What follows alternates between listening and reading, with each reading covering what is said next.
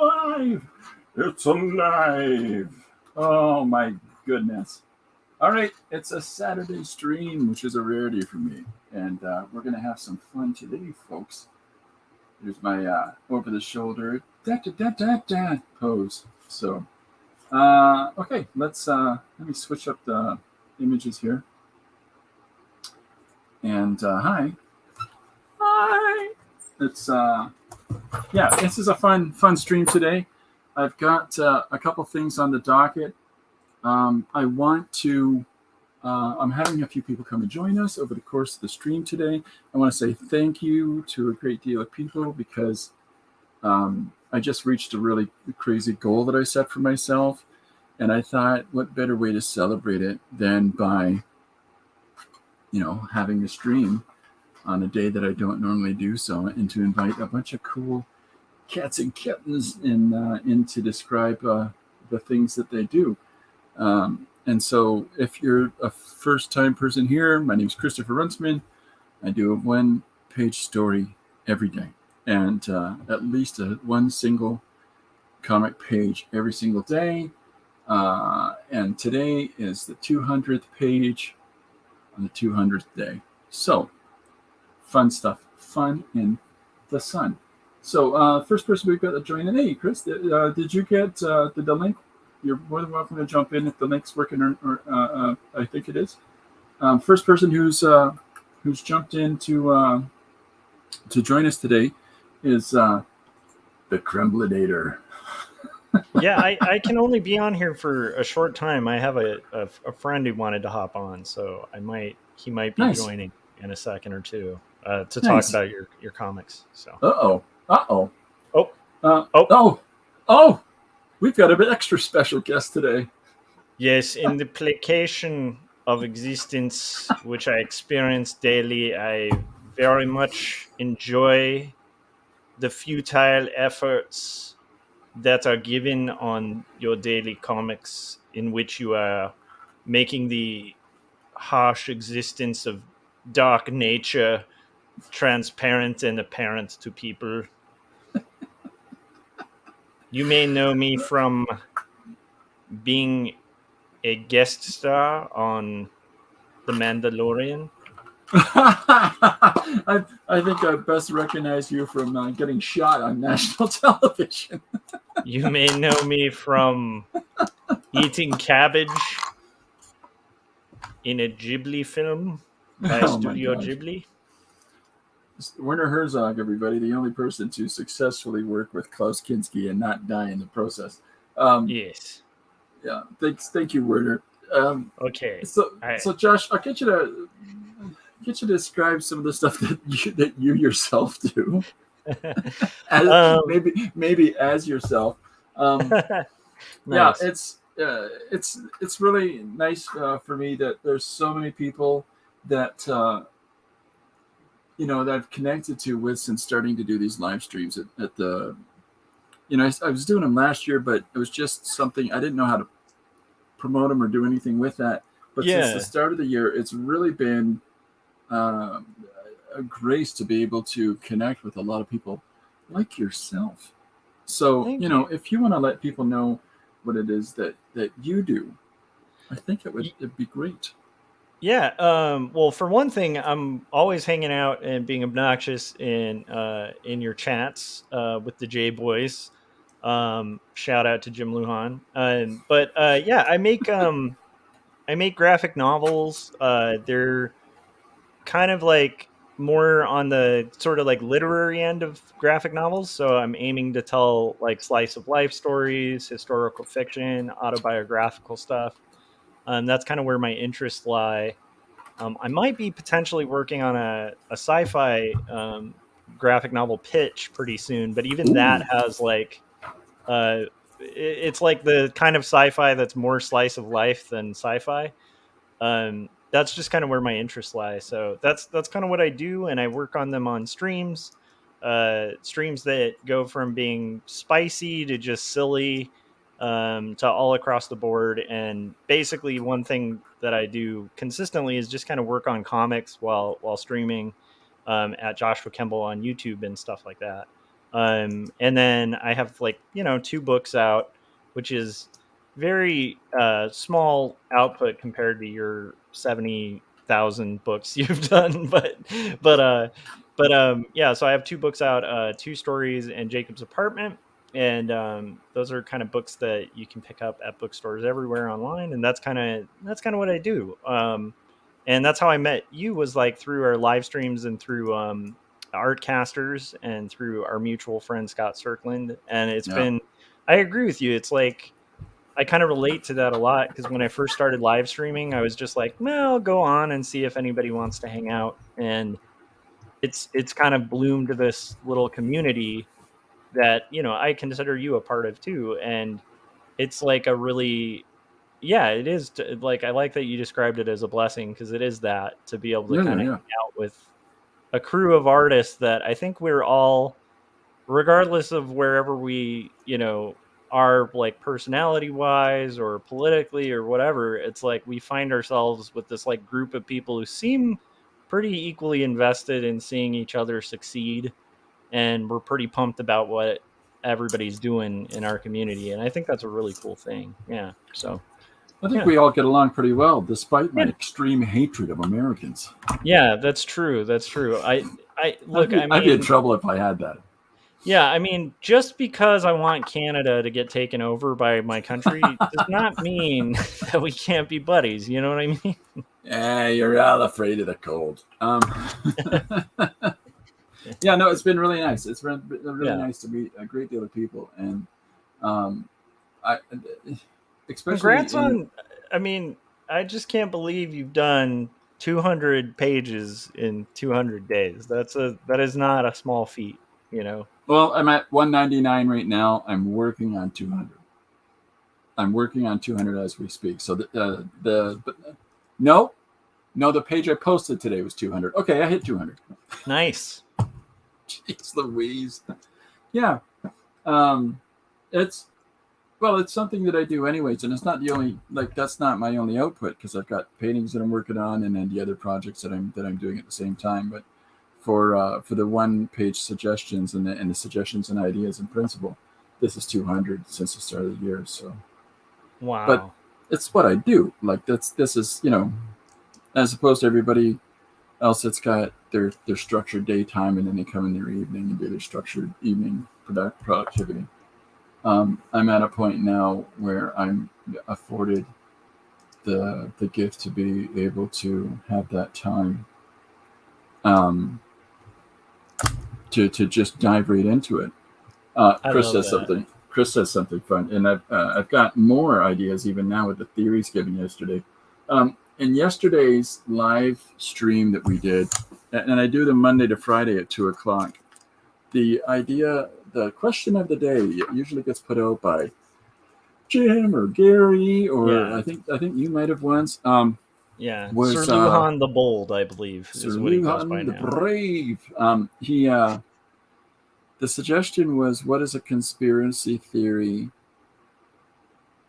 I can't remember. Was it a conspiracy theory you hate, or a conspiracy theory that you don't believe, or a conspiracy I theory that think you he was do? saying one that you don't believe, but you kind of dig. Yeah. Like, Okay. and Okay.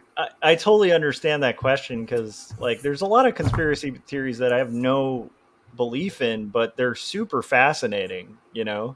So Well, there's that. Yeah, that was a good question, honestly, so from Jim. Yeah. this is how many I wrote down. The one you don't believe. Thank you, Chris. Yeah, Chris, the one you don't believe. So this is how many I wrote down during just people flying them off the top of their head, and there's a couple of them that I hadn't heard of. Yeah. So it's kind of exciting and compelling to look at these, and some of them are fantastically crazy ideas Yeah. to do 1 page stories of. Like, there was one of my favorite parts of it was um, octopi are actually aliens. You And know, then, that's like one of the more it's funny, but of all conspiracy theories, that's actually one of the ones I could almost believe, is the idea, because there's this statement that's been made where it's like, if there's anything that's an alien, it's more likely that it's actually going to be from underwater than outer oh space. yeah, oh Yeah. yeah, But my favorite distinction of it was the initial suggestion of being octopus by Gary, and then people were adding to it. Don't you mean shellfish? Don't you mean? And then Gary goes, "Well, all mollusks in general." Just that cracked me up. I So love it. so I've got Alien octopi. mollusks is great too. Just Well, that, of course it yeah. is. Of course it is. So on that note, the page that I got on my side of the screen right now is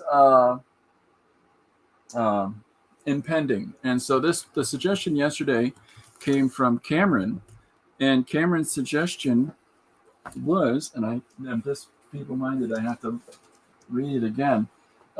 Forest jungle creatures run from volcanic eruption. And so that was the suggestion given yesterday. And this is what I came up with, was a bunch of forest and jungle, critters running from volcanic explosion. But because of the way that my weird brain works, I needed to do something sideways with it. And so while it does depict that, the story that I write is that we have got to wake up and look at things more practically in the world today and how we're behaving. And so there's that double. I do things like this sometimes where, yeah, I'm illustrating one story, but I'm telling you a different one entirely.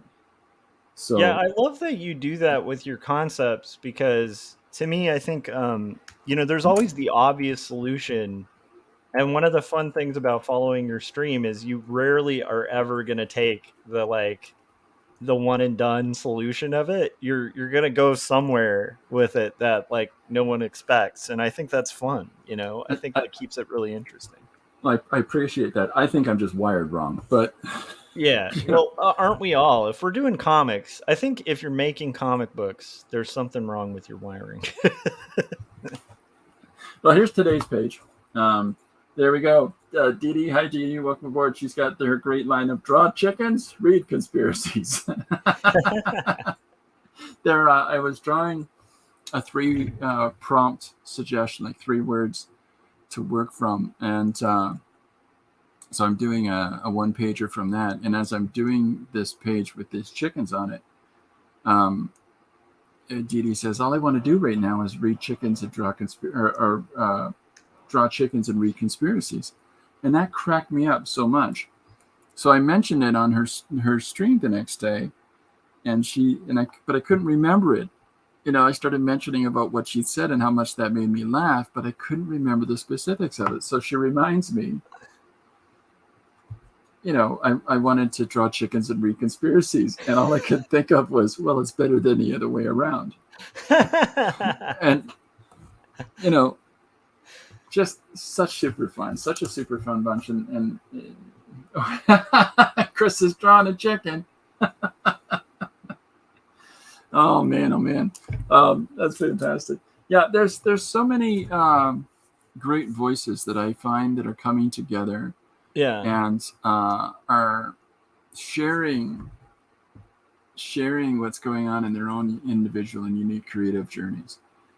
And there's a lovely thing about the fact that I find that there's a unique voice that each of these people have. It's not like we're the big group of people that like to draw Spider-Man pinups and think that's going to give us a Marvel Comics career or something. Yeah. And nor do I think a lot of us would want that. No, I don't think so. Enough. Yeah. I don't know that there's anybody necessarily in the group that is sharing that dialogue that would consider that. I don't know. And there's nothing, there's a great deal of people that really get something from that. Yeah. But I think this is just a different direction, a different bent here. So we're more the group that is akin to drawing a page in a book, setting ourselves up for this, where we're going to have to draw an entire opera, the theater, the entirety of the audience, to rough it out, to do the line art, and then to go about coloring. Do you know anybody that's done that? I feel like, well, I have seen you take on some really crazy challenges. I think half of the fun, I've been talking about this a lot recently. I think half the trick to making, comics that are hopefully compelling is to allow yourself to do things like uh draw an entire crowd scene and get into crazy details and go that extra mile that Yeah. like like you in your like when you're working on these things, there's like a part that like a lot of people don't talk about, which is like in your gut a lot of the time you kind of know when you've spent enough time on something, and when you've spent too much time on something. And it's like, Yeah. Oh yeah. I think allowing yourself to actually spend the time that's necessary to make it good, like to what you envision, is really important. It's a juggling act because you don't want to spend like, 10 years on every page, but it's like, taking on the challenge. Like I've seen you do that a million times where, somebody will think they're, tricking you and be like, you need to draw like a horse, like, I don't know. Oh, You have to are you talking about name one of the Jim's? horses. Yeah. Jim had a horse playing guitar, riding a bicycle Yeah. on top of a fourth dimensional parallax. And I love that you actually do it. I think Just that's the ridiculous. best part, but I think that's half the fun of comics, because like I've said this before, but it's like comics aren't going to usually make you extremely wealthy. Maybe they will. But in general, if you're going to be doing comics, you got to be doing them for like the love of the thing and the art of it. I've been Because taking out otherwise lots you're of just wasting loans. time. Yeah. I'm taking out tons of loans, banking on this thing working out. That'd be a scary, scary prospect. Um, Yeah. so part of so you for the last so many years you were working as an artistic director. You've taken a change of direction now. You're putting yourself. Before that, you were primarily a graphic artist in the field, Hmm. and then so now you've taken a change of direction again. So you're back out into the graphic artist in the field for the time being, Hmm. unless something else comes around, of course. And you know, here you are trying out different things. I've never seen you do a sci-fi thing before, Oh, interesting. and I find the idea of that compelling. Because your books that I'm familiar with, and and if you get an opportunity, I should have had them set up on my desk to show people, but um, because we both really enjoyed it. My wife did a book review of one of Yeah, a your really nice books, one. Yeah, and that was awesome. because it's nice when and you can find these projects by people that you're familiar with that you look at it and go, I would have enjoyed that had I not met that person, you know, and there's a lot to that, and so now you're back out finishing this project that you have, you're contracted to, and then you're already working on other projects in the field. Would you say that there's something about you have to keep the ball rolling for what it is that you're doing right now? Like, is it before a project's completed, you're already trying to set up the next one? You think that there's Um, advantages to that? yeah, I mean, like, so Thank you, Didi. part of even how this book deal kind of came to fruition was to basically like when I was working on Jacob's Apartment, which was another book that I got to deal with, which was kind of rolled from a deal on two stories. Like I had this week of time to like put together a pitch for this book. And then we kind of had that pitching around. So by the time Jacob's Apartment was published, Not Death But Love, the strange supernatural story of Elizabeth Barrett Browning came through as a deal. And so kind of given this opportunity where I have like a very brief window of time where I could build another pitch, there's an author that's pretty well known. I can't really mention who it is because we're still kind of working on the pitch. But they're not like It's Stephen it's King. not Stephen King. Yeah. It's Stephen King. Yeah, let's just say, they might have made Game of Thrones. No, it's not George R. R. Martin. It's not like It, like it's Isaac Asimov. but it is an author who sold like millions of books. And It's Philip K. Dick. no. It's not really, they're not known for sci-fi. I'm But also anyhow, meaning authors that don't live anymore. They're not. Philip yeah, K. but Dick and Asimov passed years ago. they have like a really compelling script, and we met up just to see, like, just to kind of talk comics, and then ended up coming out of that meeting realizing we need to do a pitch for this script as a graphic novel. And Nice. so I'm going to be probably like developing those pages whenever I have time to kind of get that pitch kind of going out there and see what happens with it. Um, but That's one exciting. thing I really believe in is the idea of like momentum, for Yeah. sure, where when you have things happen as an artist, in my whole career, it's been all about momentum, where, you know, when you have like times or opportunities, you just kind of have to jump on them, and you put like 1,000 things in the fire, and eventually like something kind of works. Um, but you never really know like what's going to kind of take off. It's just about like continuing, and kind of when especially when opportunities arise, I feel like you just kind of have to be willing to jump on, you know, stuff as it comes, and then keep putting fuel out there, you know, so that you can keep the momentum going. Oh yeah. Oh yeah. If Definitely. that makes any sense, I don't know, you know. No, it makes absolute sense. I Yeah, mean, if you sit down, like optimally, you want to try kicks at different cans, right? Just to keep cans kicking around you, so that you've always got the next possible can to kick per se. But it also keeps you on track, yeah, right? Like, don't you find that it sort of keeps your motivation there? It sort of keeps your, I know objectively I have this next thing to work on, and I have this next thing to work on. for Um, sure. And I think that with comics, it's like, you know, I've spent a long time like where I had a lot of success as an illustrator and graphic designer, but like the comic field was always like I had like these little, you know, a foot in the door slightly, but it yeah, just would never open. And so like when I finally started getting deals, it's like that's when the momentum started. And so there's also that where it's like you don't want to, like, once you when you've been knocking on a door for, you know, a decade, and things actually start moving, it's like you don't want to lose that, you oh know. sure, Like, and so part of that is like continually keeping pitches out there and keeping the next thing in order, so that by the time this book comes out, in theory, I'll have another book on the way, and so on, you know.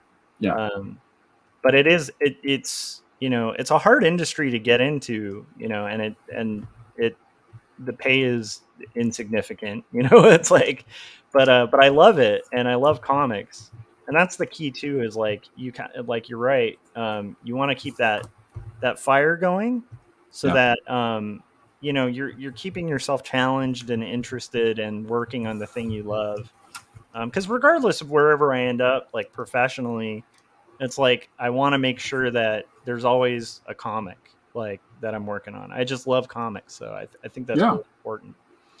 Well, Because I've I also done. know, like, if you stop, like it can very easily become like 10 years of just not working on it. You know, I don't know if that makes sense, but yeah, No, no, it makes actual absolute sense. Like I've done a lot of reading about different books about different creators and their processes, and the ones that have a more regular body of work that they put out, like there's a consistent level of productivity over time, they all tend to say the same thing. I mean, they all have the same sort of evaluation about ha- having what's that? Pokers in the fire. Is that what it is? yeah. Stoking the flames, you know. Um, and that's great. I mean, that's absolutely great. That's a fantastic panel, by the way. Oh, thank you. How does that trick work? Can you give away the magic? No, no, Which don't. trip? Please. The trick in the panel. Oh, I don't. I That actually. person, that person's floating. I mean, it's It's a. honestly, yeah, the person is actually floating. That's There's no artifice to that. That's a real yeah. picture. hmm They're using the power of the demons to rise people. That's basically, that's what all magicians do. I don't know if you're aware, but Not all of them, because Doug Henning used to do magic. So, um, I like that you try different material or different medium, different approaches to the mark making that you put in your books. I like that. yeah, I You find know, that really because inspiring with your stuff too. It's like I always get mystified by artists that, like, to me it's more confusing. It's always been confusing to me, artists that are, oh, like, don't kind of switch styles. Not that it's bad. It's just like it's something that to me has always baffled me because I like kind of picking whatever medium or style is going to work for the story, you know. Yeah. Do you And think that that's maybe because uh, it's it's the way that your brain works and that your processes work is that you see the variety of options that present themselves, and you're the kid that's got to try sample each of the candies in the store, as yeah, I opposed to think other so. people that go, I just like black licorice. Yeah, You and know, there's nothing wrong with that. Like in fact, not at all. like most of my favorite artists, like Chris Ware can work in a variety of styles, but he has like there's a recognizable like this is Chris Ware. I've heard of Um that guy. yeah. There's like there's most of my favorite cartoonists have like a very distinct recognizable style, but I don't know what it is. Do you have that? Like what is it that kind of keeps you kind of switching mediums and I don't want to forget how to do any of them. yeah. I understand that. I know that sounds ridiculous, but it's almost there's it's almost like uh, I'm a master. I'm not a master of anything specifically, but I'm pretty. What's that expression?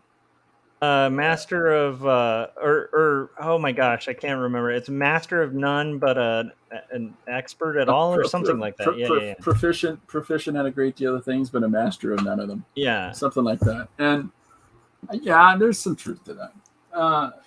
Because you got me looking for something now. Because of that, because of the fact that I try X amount of different things, and I try whether medium or whether materials. Like this page that I'm drawing now.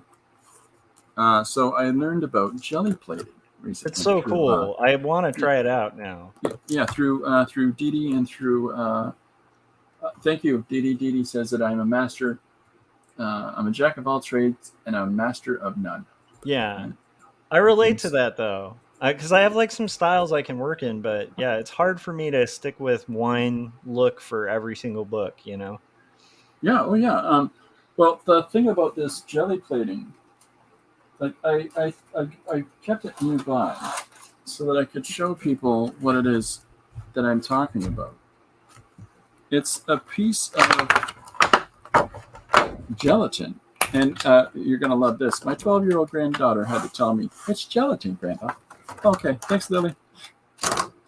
So this is just a sheet of floppy gelatin.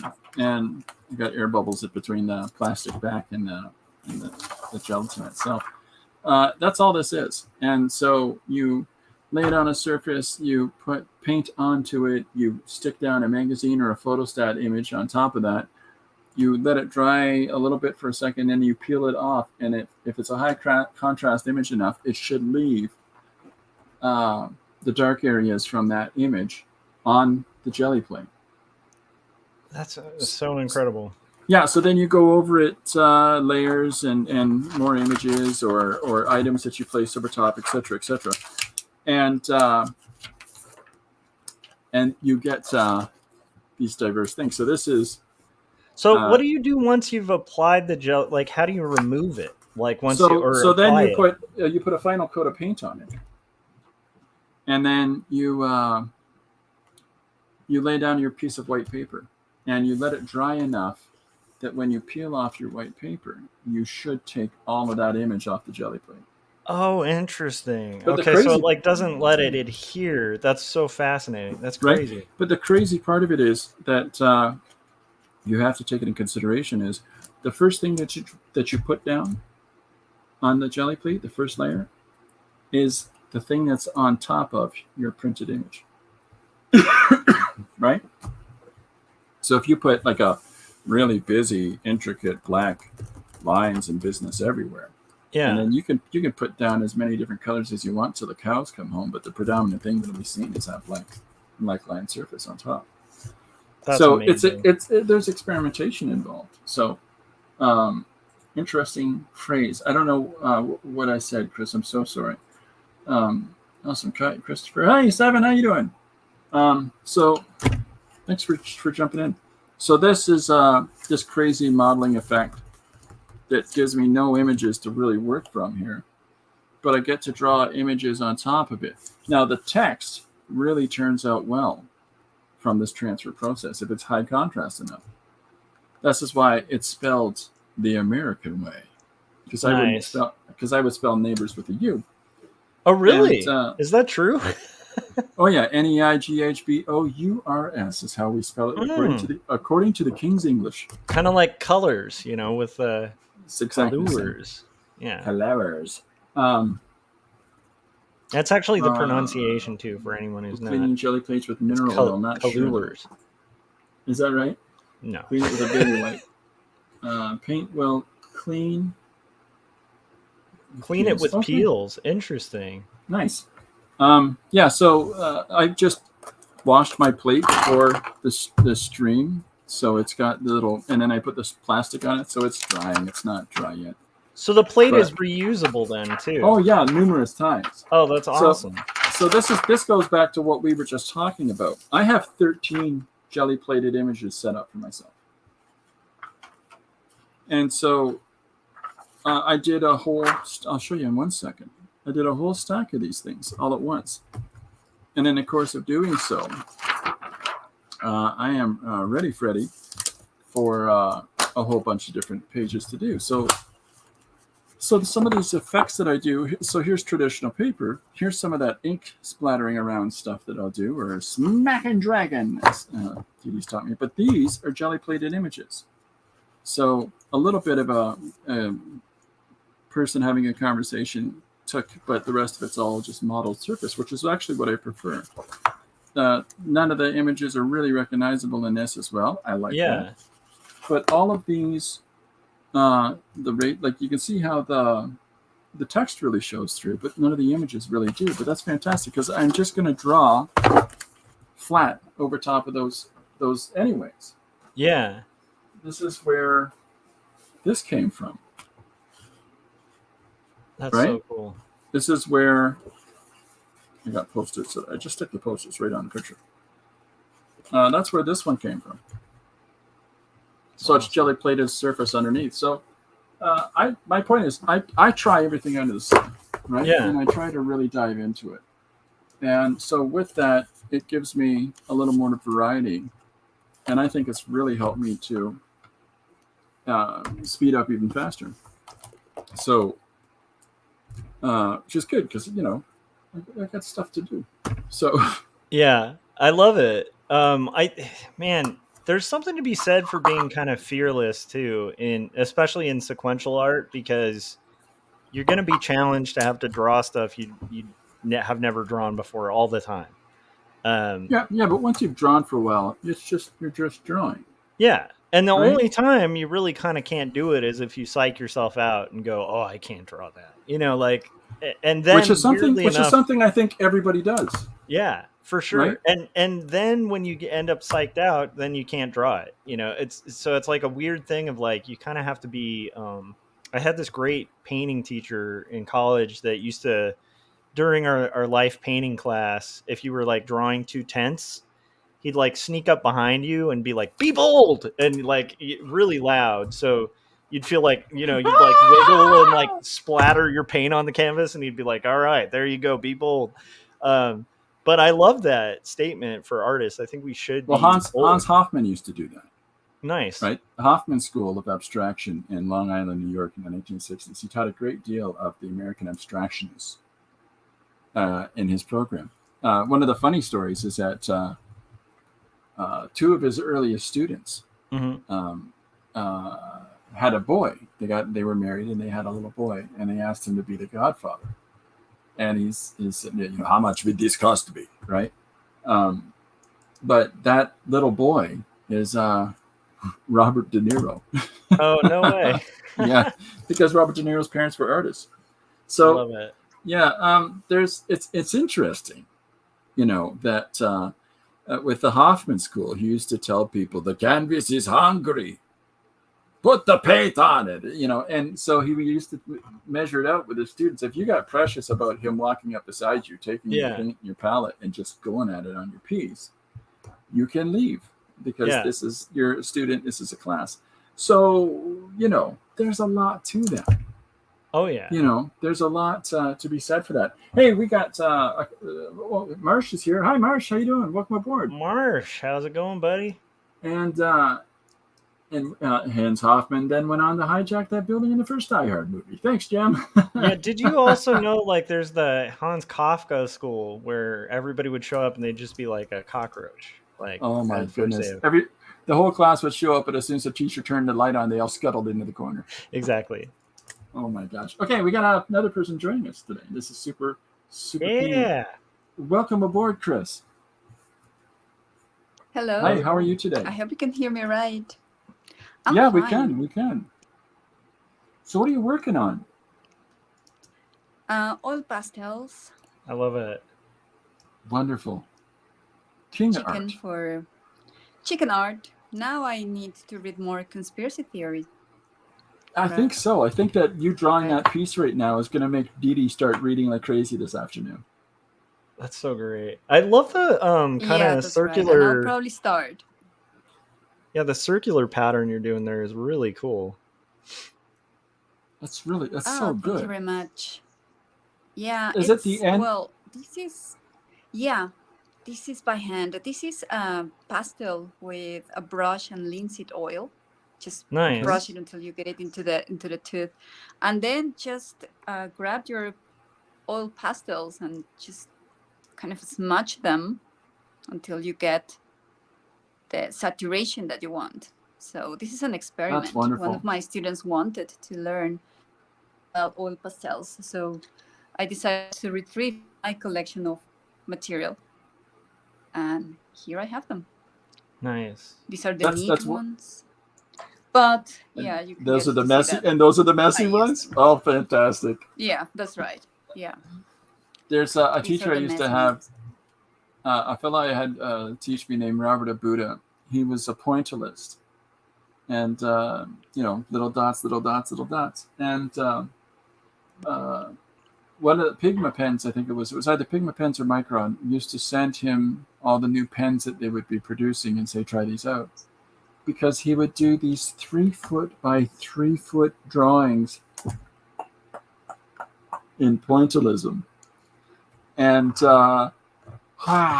and so when I see things like that, it's wonderfully fun.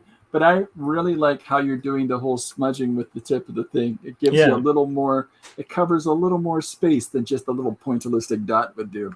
Oh And yeah. yet you have a wonderful control of form in that. Okay, what am I? I'm missing Yeah. some Do you want stuff to see some pointillism? Yeah, Here you yeah, go. I do. Just give me 1 second. I'm gonna no students in the Han Solo class. There you go. And then Dee Dee has 2 new conspiracy books on the Nephilim and giants, and so she's right into that conspiracy thing going on this afternoon because it's entirely due to Chris drawing chickens, I think. So Yeah. okay, That's- let's see what you. Well, here. That's incredible. Wonderful work. Yeah. Oh, Good that makes my heavens. hand hurt. Just to look at it, I'm like, oh, my hand. Yeah, I know. Ow. I know. It took months, but I normally I do would this when I think don't so. want to think. So I have that book only for that. When I don't want to think about anything, I just put some dots there, and that's it. And yet at the same time, while you might think that you're not thinking, right? There's so much consideration from a creative angle. Maybe it's even on a subconscious or intuitive level, but there's so much thinking that you're actually doing when you're doing work like that, especially stuff that is that precise. I mean, but when you get into the flow, you're in that flow, Yeah, right? that's right. It helps you meditate. It sure does. There's something to be said for the healing power of art as well, right? Mhm. Myths, fables, stories, conspiracy, love them. And chickens, lol. Yeah, Thanks, Dee. I feel like Conspiracy Chicken needs like its own like theme song, personally. I had a suggestion yesterday, I think, or the other day from Seven about doing a 1-page comic with Conspiracy Chicken, and I have to look at it again because again I don't start pages until Like, I don't look at what I'm going to work on each page. I pick them at the start of the stream. So they just come in and go out of my head as soon as that's why I have to write them down, or else I lose the suggestion. So, Chris, can you tell us a bit about your journey and your artistic journey, and how you are to where you are today? And before you do that, I just want to say, Chris just did a beautiful work on an illustration of Captain America. That is, Oh yeah. it was breathtaking. It's a breathtaking image, and it's largely because of your proficiency with reflections and refraction of light on surfaces. Yeah. It was, I really enjoyed that. So, Yeah, let me find it. Oh, okay. Let me find it. I put it on camera. Yeah, there you There go. you have it. Look at that. Yeah. Nice. That's fantastic. Man, oh man, oh With man. cheap material. That was a challenge. That was a challenge. Well, you know, But it's yeah. the tool's the tool. It's the person that's holding it, right? Like Mhm. it's if you can take a cheap material and make something like that, you're fantastic. Well, yeah. I mean, That's right. It takes time. myths, Time fables, to learn. stories, conspiracies, and chickens are all based on some truth. I'm not sure about the chicken part, Dee Dee. Yeah, Well, I feel like they chickens are are. just completely Yes. invented. What are these chicken things? I've never heard of. Marsha's Well, mowing his part lawn of a and dodging these conspiracy. chickens.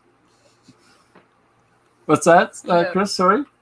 they're a part of the conspiracy, because you can have the typical question: what came first, the hen or the egg?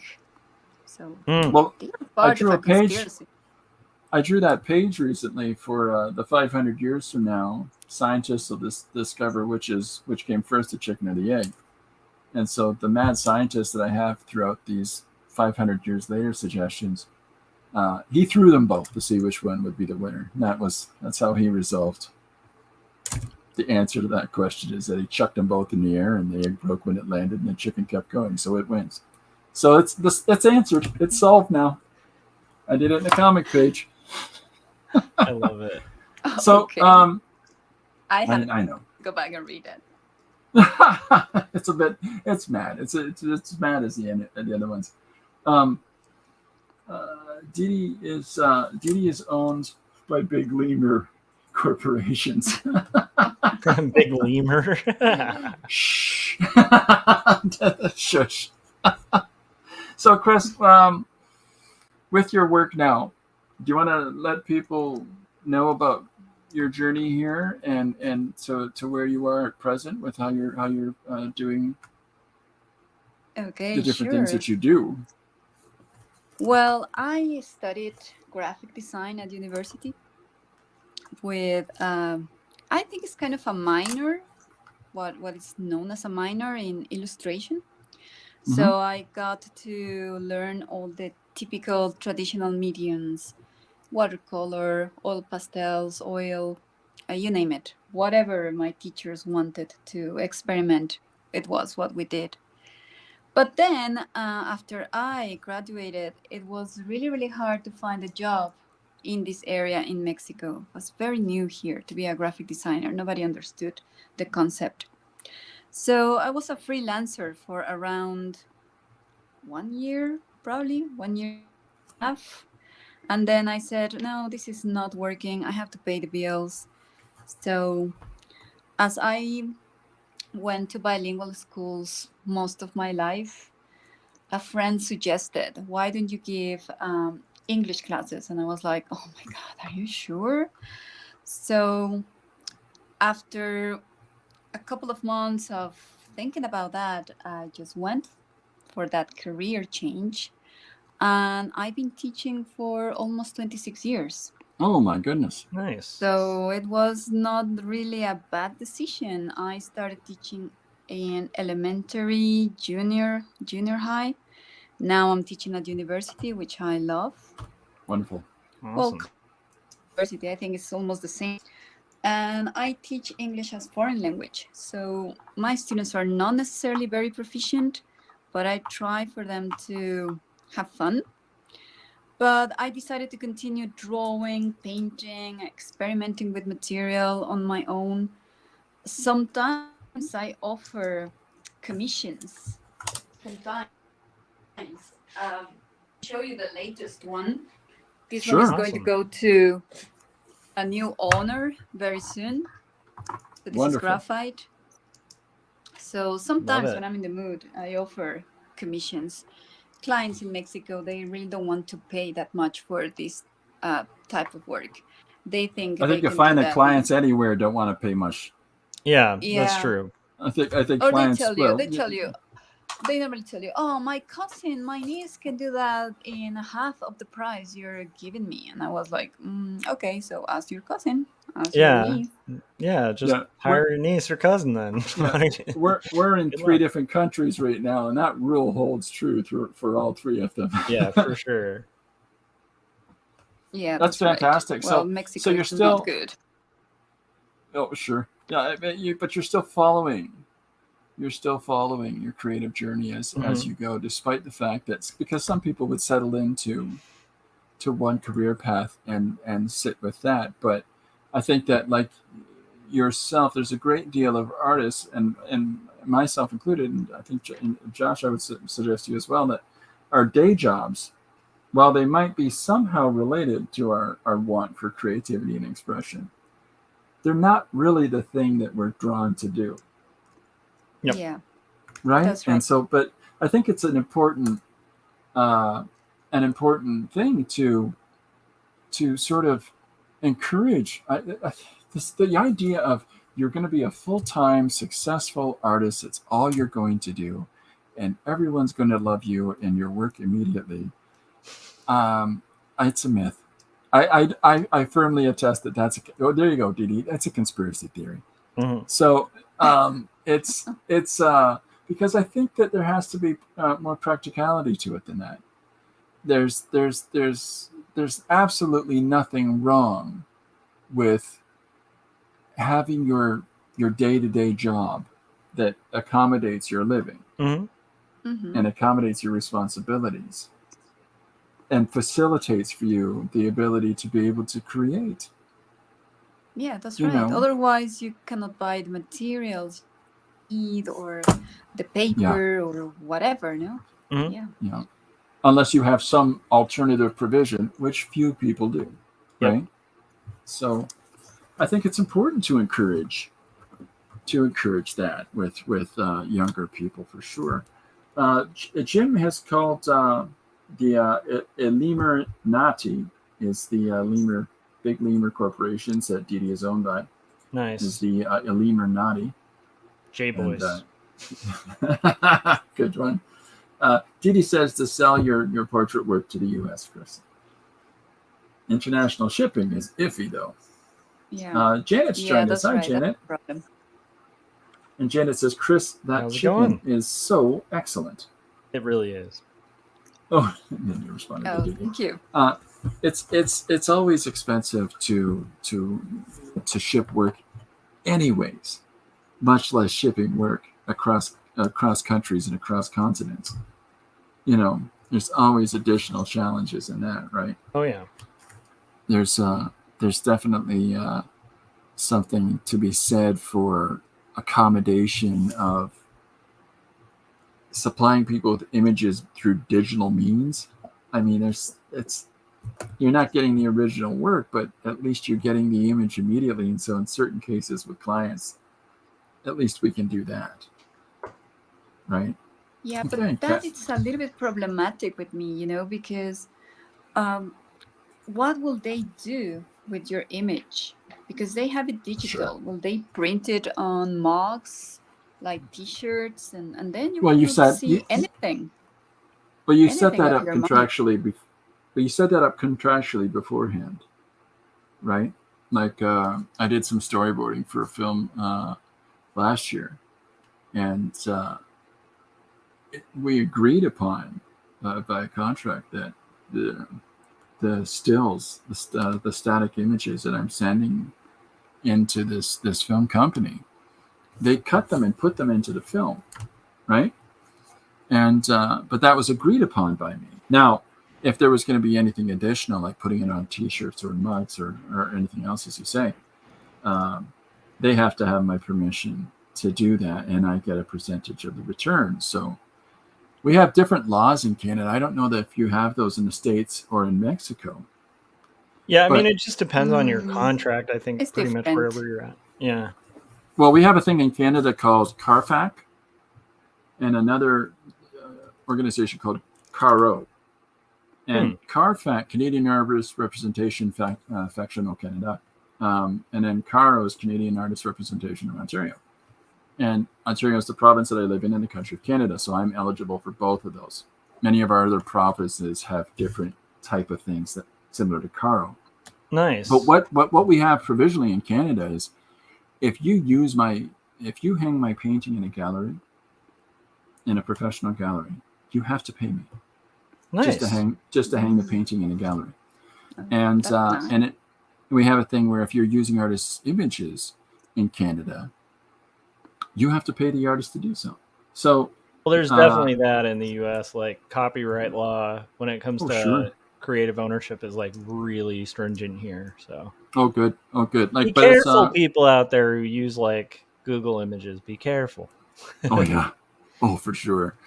So it's interesting. Like if it's a public work and you're shooting a film and my public sculpture is in the film, you owe me money in Canada.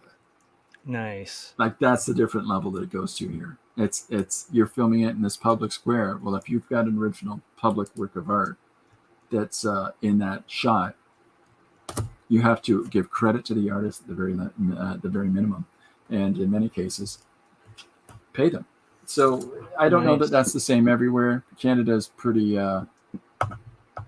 good for being encouraging and supporting to the arts in general, and it gets going. So Dee says, I do commissions for people that want their family or pets painted. Yeah, they don't steal, not in that context for sure. But it's when you're doing portraits. The face on on Josh's screen right now is killing me. That's Frank Salazar. Is that right? Yeah, I threw. Are you putting people in panels like you were suggesting earlier? I am like on my stream. I think I'm gonna start just for fun. Like if I want to throw somebody in a panel, I'm going to. But I did start offering on my live streams that if people kick me like a $20 super chat and they want to be in the background of a future page, I will make that happen. Because if it's a crowd scene or like a scene where I need ancillary characters, that'd be fun, So, yeah. Now, are you drawing people to scale? Because that's important for me. Yes, I will be drawing people at exactly not the scale that they're in. Have you ever seen those scale images? There was this artist, you probably know this guy's name. It's he was like a photorealist in the 70s. Yeah. That did this series of life-size portraits of people, but what he did was he took them to a rooftop and shot tennis balls at them. And then he would photograph them in these just like insane, because they're dodging tennis balls. So it's like these crazy poses, And then he did like photorealistic drawings based on those. I'm writing that down. Tennis, ball, dodging, art. And it's they are some of the most, like, if you look it up online, it'll be the first thing that shows up. They're really amazing portraits. Like, they look really dynamic because it's like people just getting shot with tennis balls. It's kind of amazing. Well, that sort of speaks to something that Chris has been talking about, right, Chris? Because, I mean, you say that piracy is a problem here and that people want to get advantage of the work, which is, I think it's a universal problem again. Yeah, for sure. But I think that photographers have it the worst. Oh, yeah. And the reason I suggest that is that I myself know. I saw a picture of a guy, trying to get his pig to move into the back of a livery truck so he could take it to auction, and I incorporated it into a page about UFOs. Yeah. So, am I crediting every picture that I use? No. But at the same time, I also don't he's not standing in a pool of water, and he hasn't got a tool belt on or a cowboy hat. Like, we take liberties with things, but at the same time, I do source photographic images. Yeah. And I think we all do. So I think if there's anybody that doesn't really get the economic returns for the labors that they do, is fine art photographers. I mean, if you're going to be, I was a production manager of a photo studio for a few years, and in the course of doing that, we had to go and take all the real estate photography for the entire area, so that if you want to see a house, you just, you click up on the website for the real estate board, and there's a picture of the front of the house. So, but all of those photographers that took those pictures belong to the real estate board. Yeah. Right? So those are pre-used however many times. Somebody doesn't want to replace the picture of their house when they sell it, they'll use a picture from 15 years ago. Yeah. And as long as nobody's walking by in bell bottoms, they'll get away with it. Maybe you will if they're wearing bell bottoms. The fashion comes around, is what I'm saying. Yeah. The bell bottoms are the dead giveaway, really. Okay, so next magic question. And I said hi to Kat. I gave her a wave and put her up on the screen for a second. But hi, Kat. In case, I want to make sure that she knows we saw her. Favorite medium? What do we got? Does anybody have a favorite medium? And this goes for anybody that's involved in the chat as well. Is there a specific medium that you'd like to work in above all? And that includes if you'd like illustrating digitally as well. So. That's a great question. Chris, you work in a number of different things. Is there one that you like the most? It's one of those questions that as soon as somebody asks it, you look at them and go, "Why did you ask me that? What's the matter with you?" Right? It's a complicated question. Yeah. It's complicated because I like a lot of things, but I think right now my favorite one is color pencils. Nice. It's easy to take everywhere. And if you know your tool, because there are some, waxy pencils, oil pencils, which are harder to lay down. So if you really know the different tools that you have and you have different sets, you can really do like magic. You can really create marvelous things. Yeah. And That's awesome. Yeah. So are you a purist with your colored pencils, or do you do like marker washes like underneath? Like, because I know a couple people who are like crazy about colored pencils, and like there was one guy I knew that I used to work with who was like a member of the Colored Pencil Society, which I didn't know was a thing, but there's like a colored pencil magazine, all this stuff. Part of the Freemasons. And like he would start with like subtle washes to get all the tones with like Prismacolor markers, and then he would go over it with pencil after the fact. That's something. Yeah, I'm not a purist. I'm not a purist. I like to mix. I like to mix. The only one that I really handle the purist kind of thing is this one. Yeah. This is the graphite. Is the one that I keep like that. But going back to this one, here I have got a lot of things. I have white charcoal. I have this pen for the highlights. So nice. I mix whatever I think is going to give me the illusion, the trick. Yeah. That's what I do. That's awesome. I love it. Well, I mean, there's a lot to be said for that, right? Like, there's a lot to be said for if you stick to one material, if you stick to one medium. Yeah.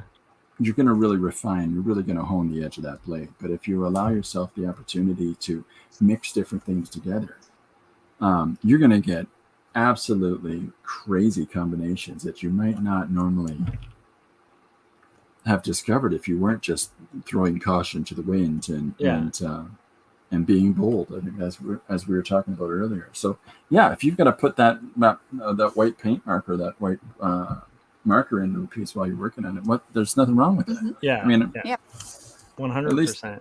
I'm never going to argue against that. Yeah, and you do great work, so it's really nice to see.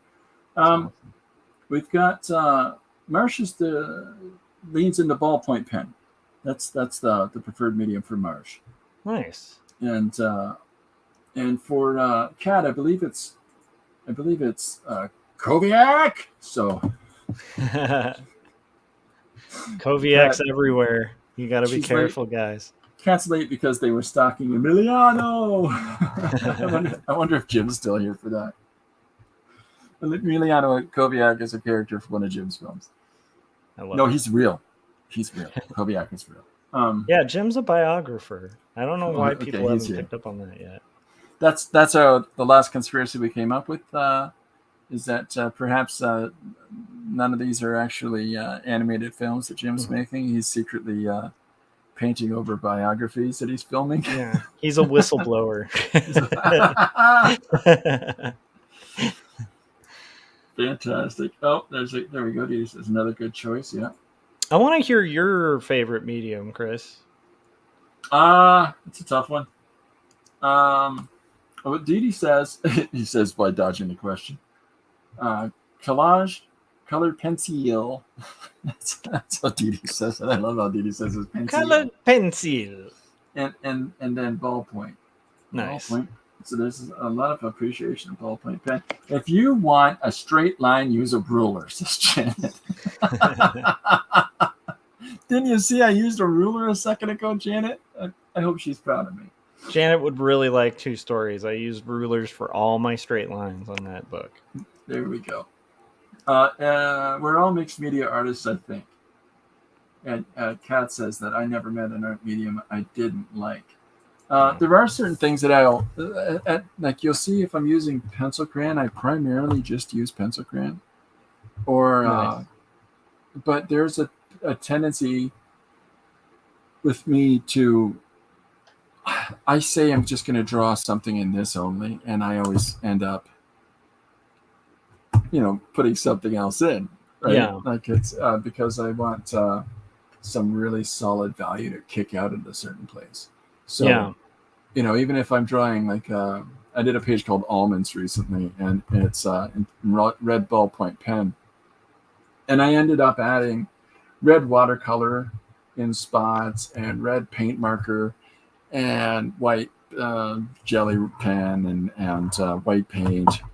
Like there goes the ballpoint pen drawing right out the window. But there are people that do these 5 foot by 5 foot close-ups of a person's nose, and they do it entirely in just Bic pens. And God love them, power to them. That's it's I can't. I don't know that I'd be able to do that. But and as I say this, here's Chris doing this wonderful piece specifically in pastel. So it's not that I'm against it either, and I don't love that, but I tend to monkey up the work. So it's like Judy says, I'm kind of always a mixed media guy. Yeah. Even when I draw on graphite, I always end up putting in pen or whatever else. If I do anything more prominently than I do other materials, I tend to put ballpoint pen into most things. That's awesome. It's just because it's the closest tool I grab generally. You know what I mean? Like, yeah, it's tough. It's tough to say. Awesome. Janet, there we go. Holy crap! Janet missed me using a ruler. Rolling rulers, architectural rulers. Those are the Janet best. the ruler. Look at this. There, your new name, Janet the ruler. The grossest thing after feet would be a close-up of pores. What the hell? I like that. Jim says that his favorite medium is the Long Island medium, and ink and papers. I am a total ink slinging nerd. Like, I feel at home when I have a nicely penciled page and I'm able to get out the brush and ink. Like, that's my absolute, like, where I feel at home for like final projects. And for just sketching, I used to be a pencil guy, but like I found something unlocked when I started using these. Like it's just a V-ball, precise V-ball pen where it's just got like India ink in it, and Okay. I absolutely love this for sketching because it makes me commit. Because I find that if I'm life drawing, I tend to be like a little too fragile when I'm using pencil, and if I have to just life draw direct with it makes me hold my line, be more confident. I love these things for sketching. So for sketching, it's like the V-ball, but ink is my most comfortable medium. See, I got some fountain pens that I like making just haphazard marks with. Mauli. I got Mauli. And Nice. I got all kinds of different colors of ink for this pen. I went out of my way purposely to get this. Got purple in it right now. Those are so fun. You know, and then I've got my Preppy for thicker lines. So I just like the fact that fountain pens have silly names. They are really weirdly named now that I think about it. Yeah, they tend to. Is there okay, Chris? You've got some videos coming up. Like Nice. you've been doing a couple of videos now with a friend, and then you've got another one coming up on August 6th. Do you want to talk about what you guys are doing there? Well, August 6th is not decided yet. It's going to be a surprise because in the last two videos, we have been working with traditional Mexican art. One is called, let me see if I have a couple here. Those are fantastic.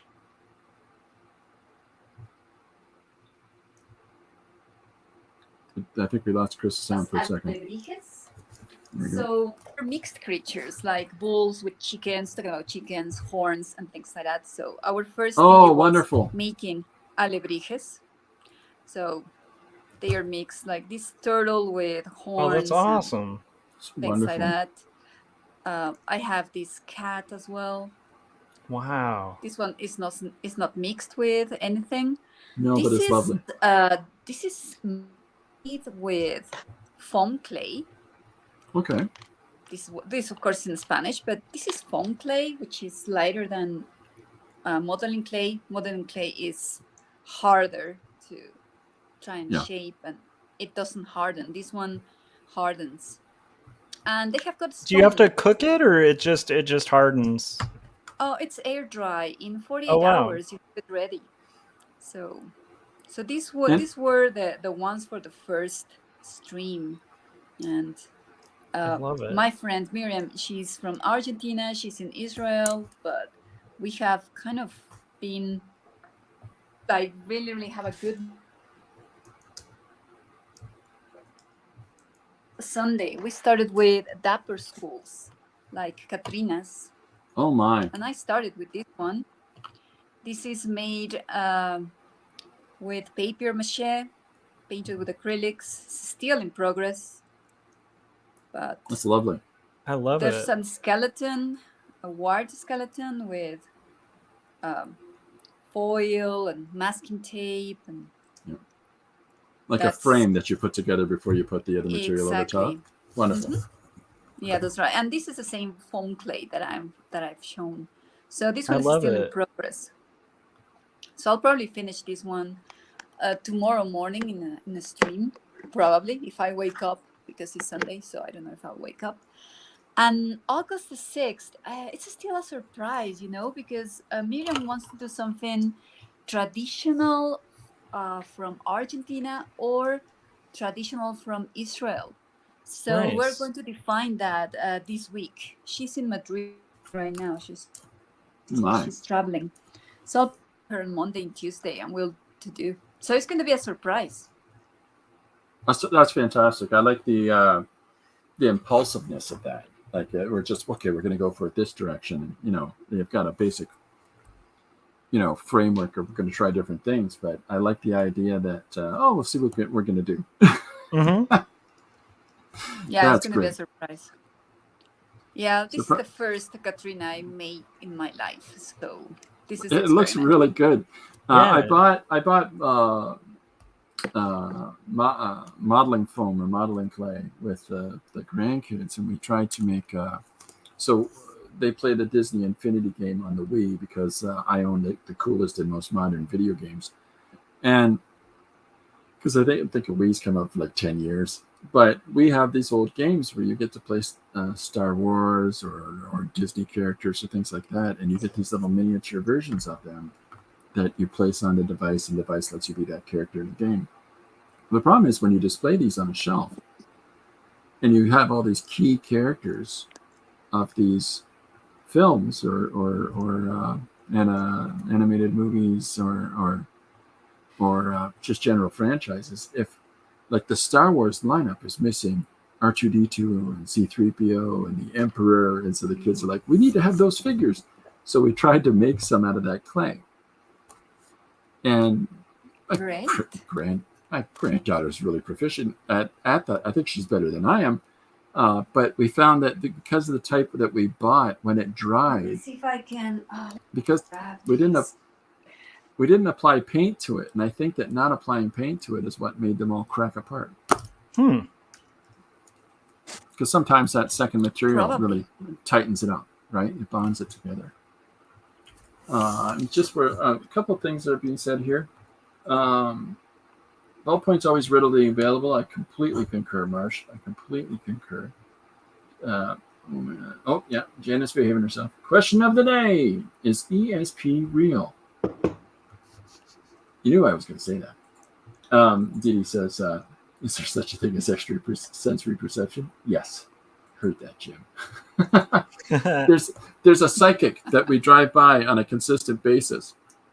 She has a big sign out in front of her home that just says psychic. Nice. And the number underneath.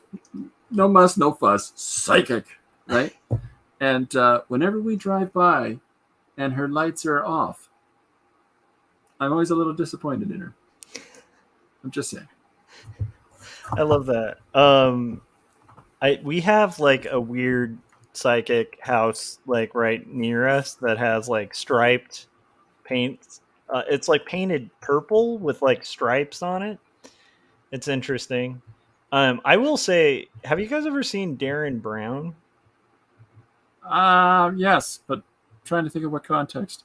He's like a mentalist, like a magician kind of guy. He does like these crazy specials where he does like hypnosis and stuff. So he'll like hypnotize people and then make them think they're in like a zombie apocalypse. I have a friend of mine who lives in Toronto who's a performer, Mysterion, right? Nice. And Mysterion's a great name for a performer, by the way. He and his partner stumped Penn and Teller on their show. That's awesome. We both have friends who've been on Penn and Teller. Oh yeah, but yeah, he's the same. He does they're very much mentalist, the pair of them. So that's awesome. So Darren Brown has amazing TV series where he moved to the US and he spent like a whole season of television just kind of traveling around to different mentalists, like people not calling themselves magicians, and he kind of embeds himself. So he does he goes to like an ESP center and basically tells that they're filming a documentary, because this is before he was well known. Yeah. So they say like, this guy knows ESP, like he's a genius, and like we think he can read minds, and so will you let him into your institute? And he sort of like embeds himself in there and like faith healing centers and stuff like that. It's really gosh, it's fascinating. I'm surprised I haven't met him, since I describe myself as being a little bit mental. I love it. But that's cool that like I think knowing magicians is always really a kind of cool thing. Because you see a little bit of like the amount of craft and work that goes behind it. It's kind of insane, the amount of practice. It's amazing to me, the things that we at times look at from one perspective that is an entirely different approach from another. Like magicians, per se, right? Yeah. They will learn the tricks of the trade. They will learn the craft of the performing the magic. It's very similar in regard to like culture. When you see another culture expressing itself in specific ways, and then you look at it with almost a mythical quality, just like magic. You look at like recently, I did a page where somebody had to, if you had to choose a holiday that you had to have twice a year, 6 months apart, what would it be? And you made a suggestion, Josh, during that stream that said Day of the Dead, one for the living and one for the zombies. And that tickled my fancy so much. So I tried to incorporate elements of Day of the Dead, while really knowing nothing about it per se. And but I tried to incorporate some of the images of the painted skulls and to celebrate some part of the culture without being rude or inappropriate to it. But the piece that you just did, Chris, is that in any way related to that? Because it looks very similar to some of the dolls or the reliquaries that I saw for Day of the Dead. This one, yes, of course. Yeah, Wonderful. it is related. Oh, that's fantastic. The first Katrina or Dapper Skull was just the head. Yeah. Was created by lithographist and artist Jose Guadalupe Posada. And it was used to criticize the social system in Mexico, especially criticizing the people who were poor, but they bought a lot of things to kind of pretend they were rich. It's always a bad idea. Well, that was the origin, and later on, the artist who gave the Catrinas the final look, was Diego Rivera. Yeah, of course. Frida Kahlo. So he painted a mural called, let me see if I can get the complete name, Sunday Afternoon in the Alameda Park. So it's a mural that comprises 400 years in the history of Mexico. And he gave the Katrina the look, the elegant dress, the fancy hat. He included some pre-Hispanic symbols like Quetzalcoatl and Coatlicue that were like serpent kind of gods. And since then, they have been used for the Day of the Dead traditions. But believe it or not, there's a kind of festival that started with the movie Spectre by James Bond. And that movie, you have a depiction of a festival parade, and that parade didn't exist before the movie. So no, it didn't. It didn't, yeah. Isn't that something? Well, that's interesting. Yeah, it didn't exist. So right now, there is a lot of combination. The offerings or altares come from pre-Hispanic beliefs.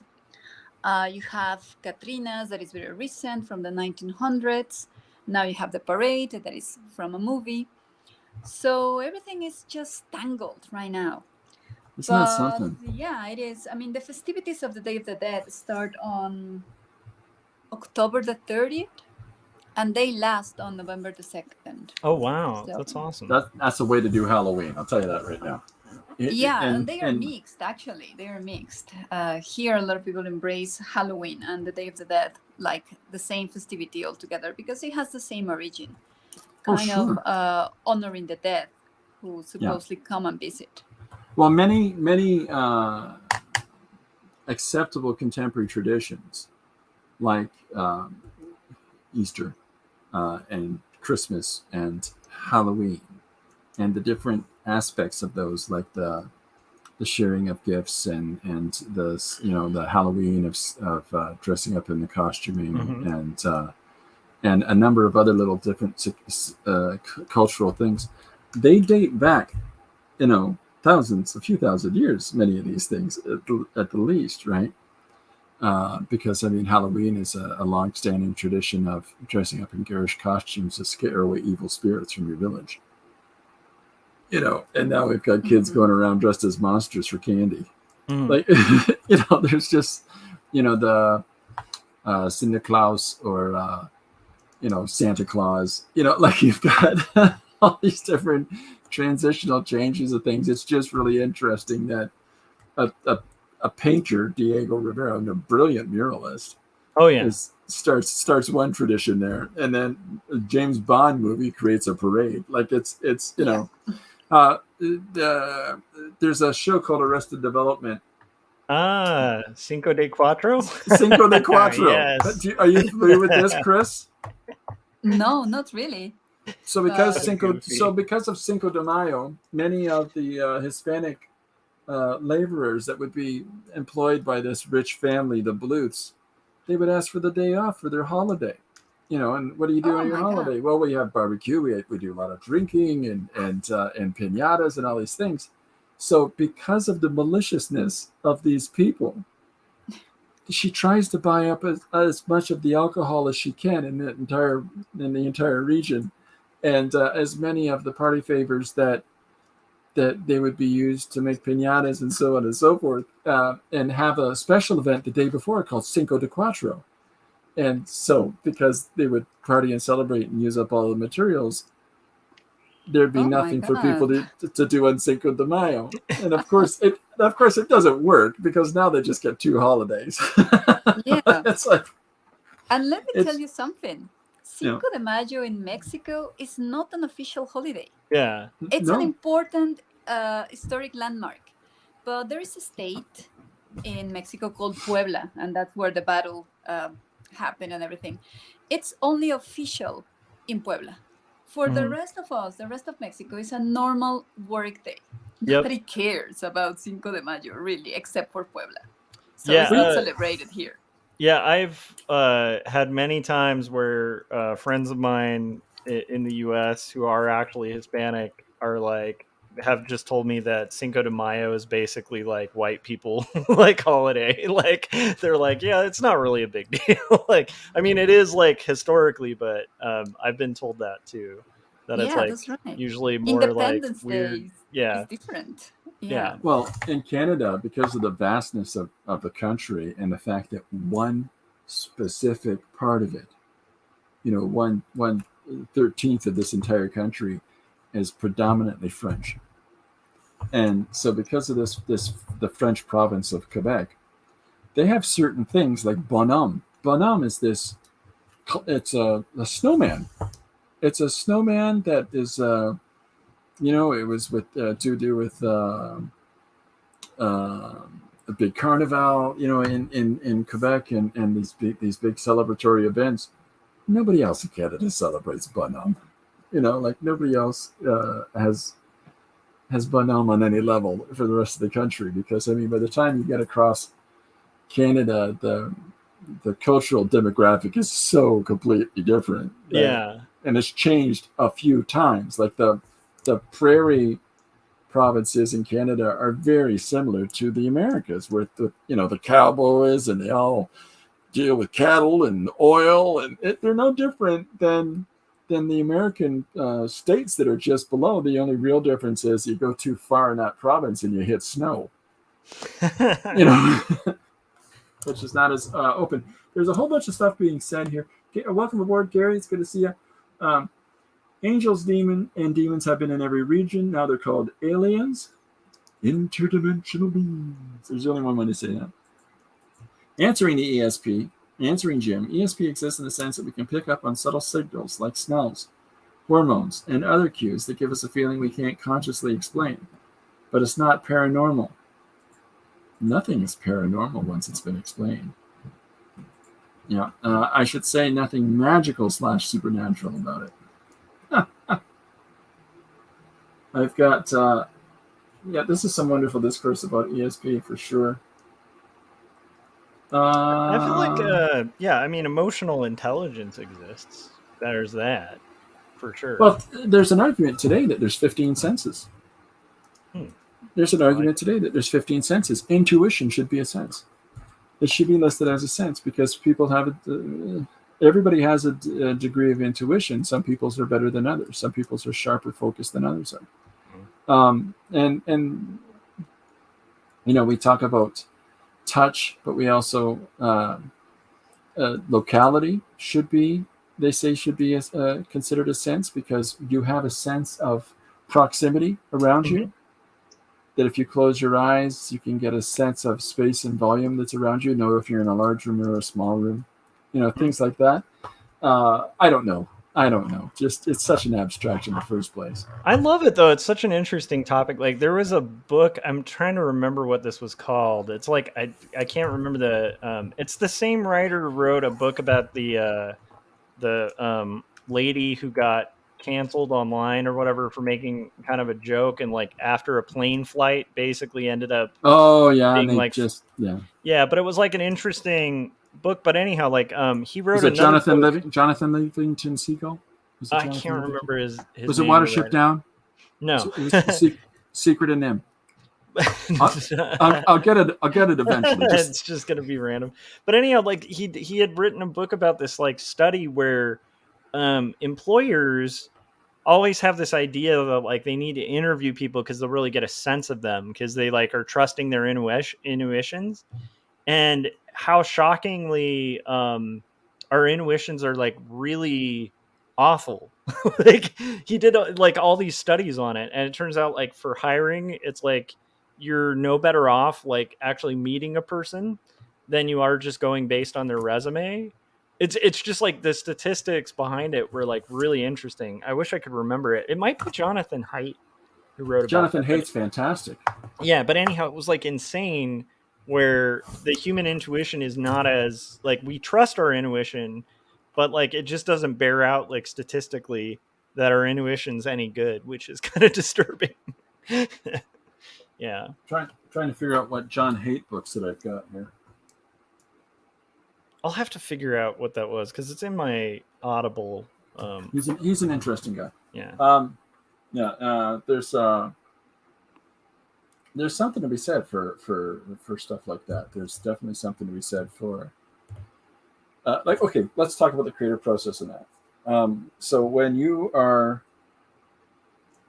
got two different courses of action. You're looking at a source image, okay, and you're working out your best degree to whatever medium that you're working with to replicate some manner of that source image. Okay, to translate the image that you see and to construct it in a way that you can using the tools that you have. Right? Mm-hmm. So there's a degree of your intuition, or there's a degree of your ability to go with the flow, the super flow of creativity, and to just follow whatever you're inspired to do in the moment with whatever you've got. Like, where does that come from? Like, if there's one thing to say about honing ourselves in the use of skills, and there's another thing to say about how we incorporate our degree of receptiveness to images. Right? So you can always apply metaphysical aspects to things.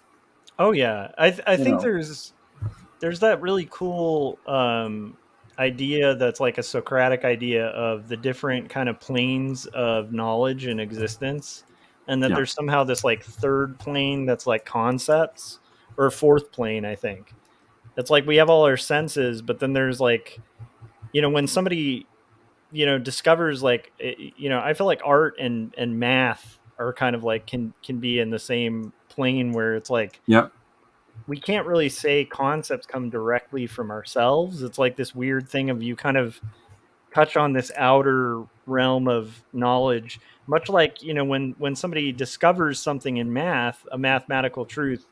It's not like that they made it, like they didn't invent it. It's a truth that existed that they just kind of stumble upon. It's an interesting idea, like the idea of like the realm of concepts or artistic creation, where I feel like there is definitely a thing that's, whether people like it or not, that's metaphysical. I think about like concepting and storytelling, and like you said, like the flow state where it's like I can't explain it. Yeah, I definitely agree with that. There's a lot to it. What do we get? Jim asked if there could be algorithms in nature that would help to explain serendipity or wild coincidences, or John Cusack films. Forgot about that one. That wasn't a great one either. It was no Grosse Point Blank. There's still so much. There's so much still unknown. There are still mysteries to be solved, but those that think everything is known and settled will not be the ones that find him. Yeah, you have to allow yourself a receptiveness to the abstract. You have to, in order to discover something new. They won't be looking. Sometimes people aren't looking and stumble across stuff, right? Like I was just minding my own business walking through a desert, and I got in trouble for going onto this base with 5-1, base 5-1. And think, oh, those guys got upset outside. Yeah, I'm a bozo. Is there okay? So is there any, when it comes to the direction of the things that we're working on, Chris and Josh specifically, but everybody, please feel free to jump in the chat. I'm sorry I can't have everybody on the screen at the same time, but I'm limited to 3 people. Is there anything that you try to say in your work at large? Now, Josh, I know that very specifically there's things in your books that you're saying, but it's just in general, do you find yourselves trying to make a statement in whatever piece that you're doing at the time? Interesting question. Whether it's some deeper mystery, some just peeling back a layer and seeing what's on the surface of an idea, or I don't know, WikiLeaks.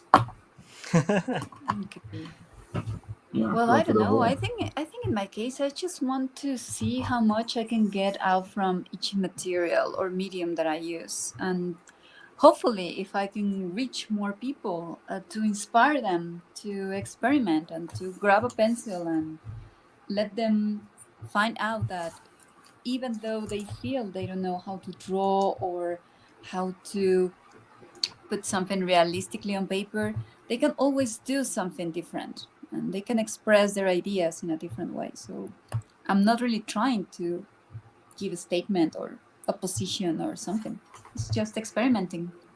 That's awesome. But I like the advocative aspect of that. I like the fact that you're the advocating of people finding a creative voice. I'm a huge proponent of that. Yeah, that's great. Yeah, I think for me, whether I like it or not, there's certain themes that this is another one of those kind of more abstract things. Like I can't really explain why I'm drawn to specific themes that just kind of recur in my work.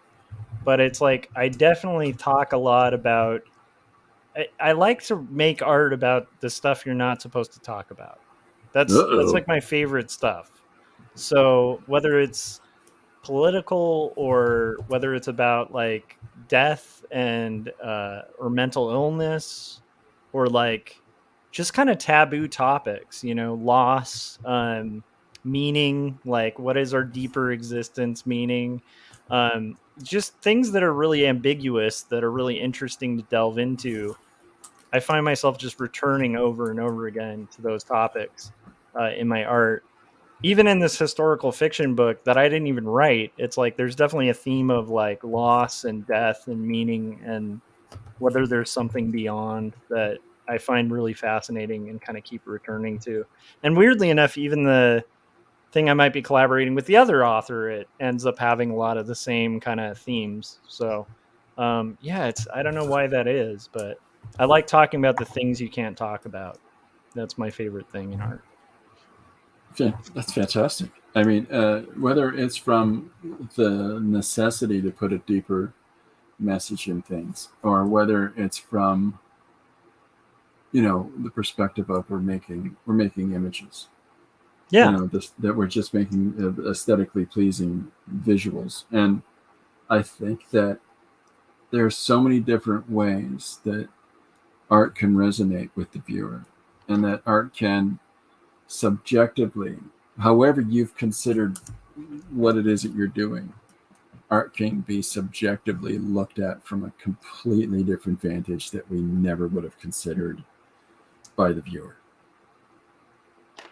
You think you're drawing a piece, you think you're drawing an illustration of an orange, but symbolically that represents to them ideas you never would have thought of, right? Like we just, like, I drew an orange, right? Oh yeah, but that orange at a time when Donald Trump was president meant a great deal more.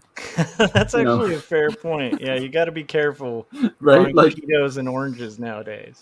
yeah, Yeah. you have no control over how people And you have to be careful with chickens. with chickens because you're going to send people off in conspiracy roles. Yeah, exactly. You have, yeah. Sorry, Gary said something really fantastic a second ago, and I just want to highlight that, please.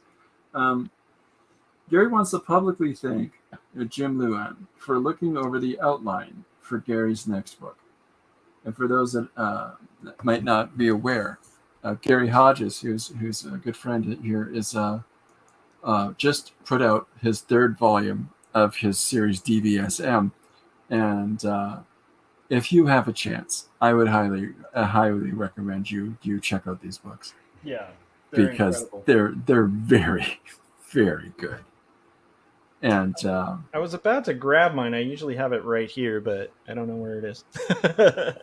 I cleaned up a storage room today, and so I have a couple of paintings leaning up against the book, like one of my bookshelves here behind me, and so I can't get to half the things. So my copies of Gary's books are right there, but I got these paintings in the way now. There we go.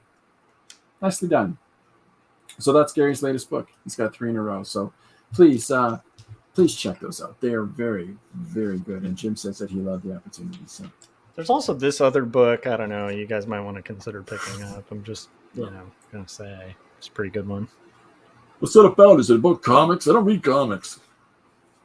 Those are for kids. I love my favorite thing about that book is actually the jacket design with all the notes, like the editorial notes. I love it. I think that's amazing. Yeah, I wanted to play with that cover and the idea of here you go to this effort. There's this volume of work because I think that's got 50 pages internally, and it's got all of these one-page stories in it, and so there's a volume of work to that. And I just thought, because I like dichotomy, I like how things are extremely opposite of one another.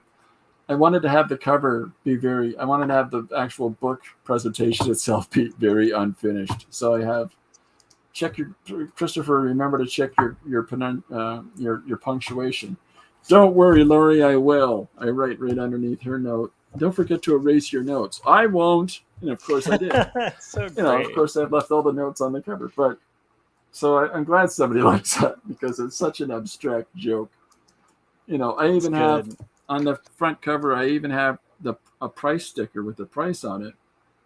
But I have a note that says price and an arrow, and it's pointing away from the sticker. It's pointing the opposite way. Like it's just nothing's, And then of course the picture is me slamming into the glass that represents the camera lens. So it's my glasses are off kilter. It's just silly.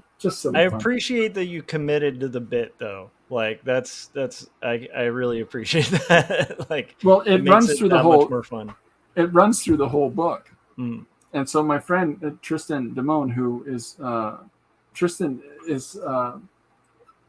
Runciman Press, the comic company that we started in 2015. It's myself, my partner Lori, and Tristan. And Tristan's a graphic designer for all of the books we put out. She put together the logos for everything, and she did all the organization of all the pages and stuff like that. And so Tristan got involved with one page as well, the first book that we put out last year, and she puts a note on the back cover in the bottom corner that says, "I don't think Chris will see this note." Like even she got it on it, so that's fun. That's a lot of fun.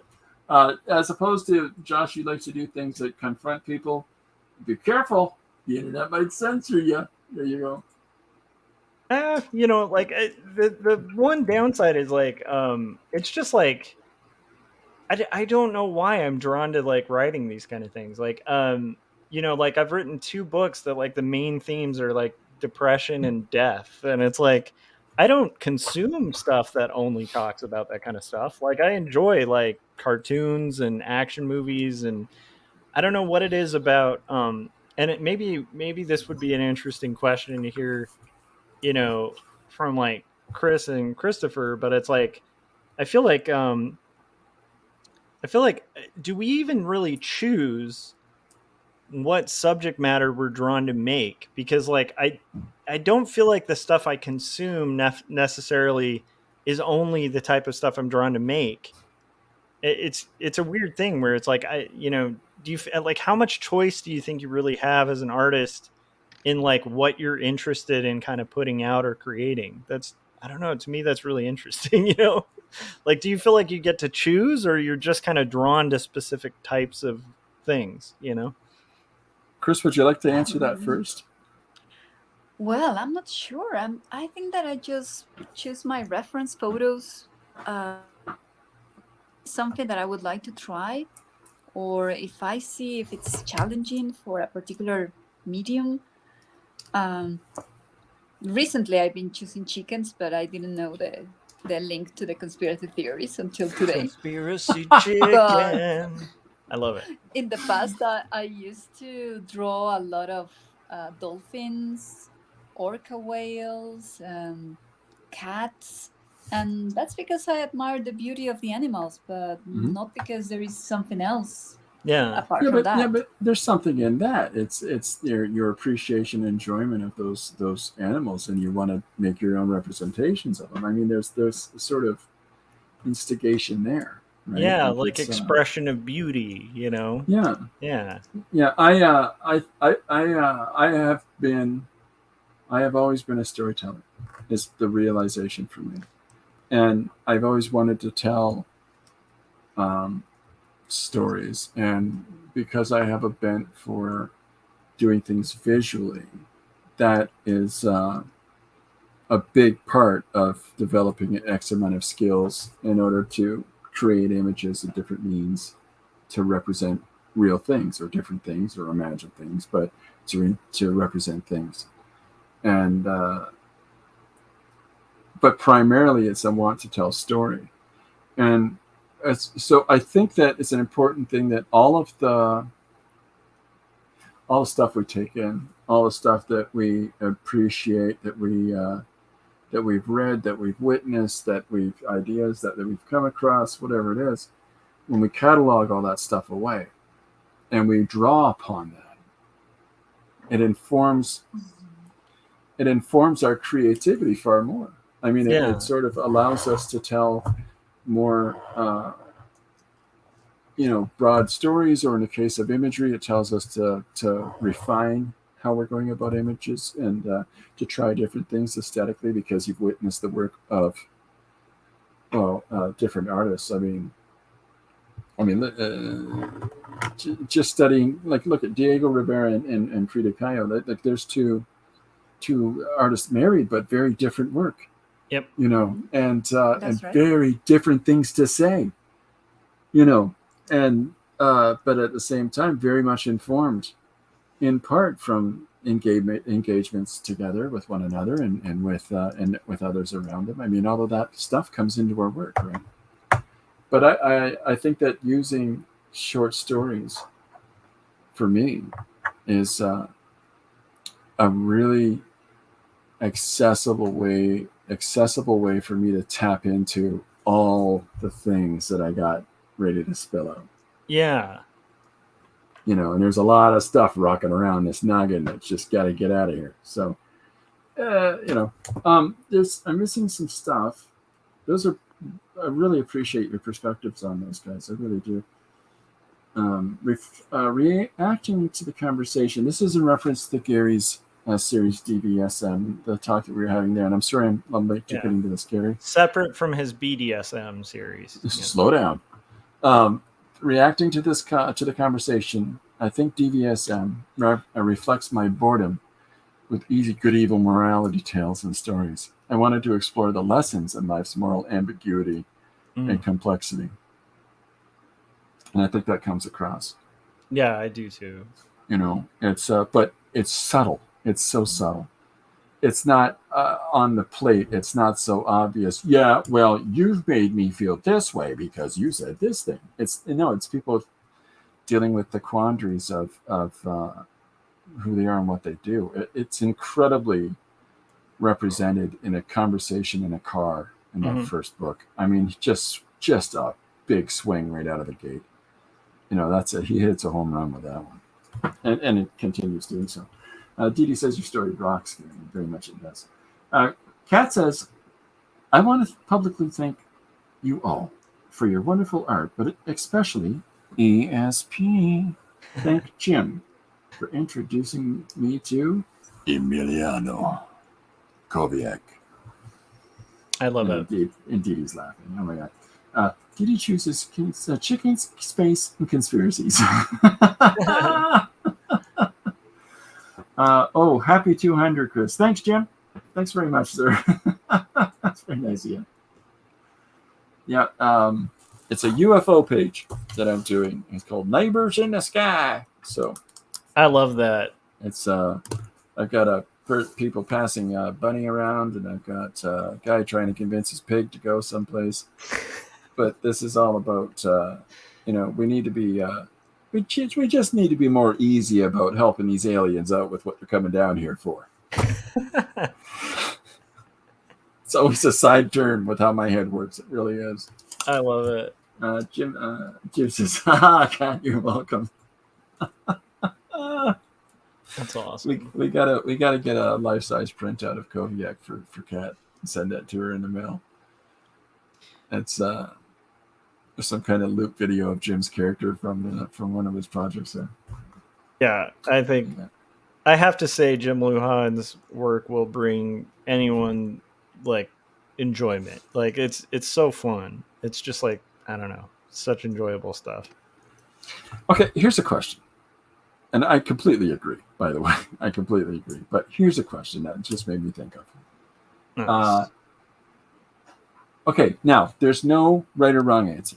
And there's no but is there somebody in the course of doing streams and in the course of watching and getting to know many of the other individuals that we've all come to meet and to know doing these streams, is there anybody that you really just you never would have thought you met up with a person and then, oh my goodness, this is boy, clicking on all these levels and really, really happy and surprised to have met people. I'm not specifically saying for you to call out somebody, but has anybody experienced that where it's just sort of like it's almost like you grew up and went to school together?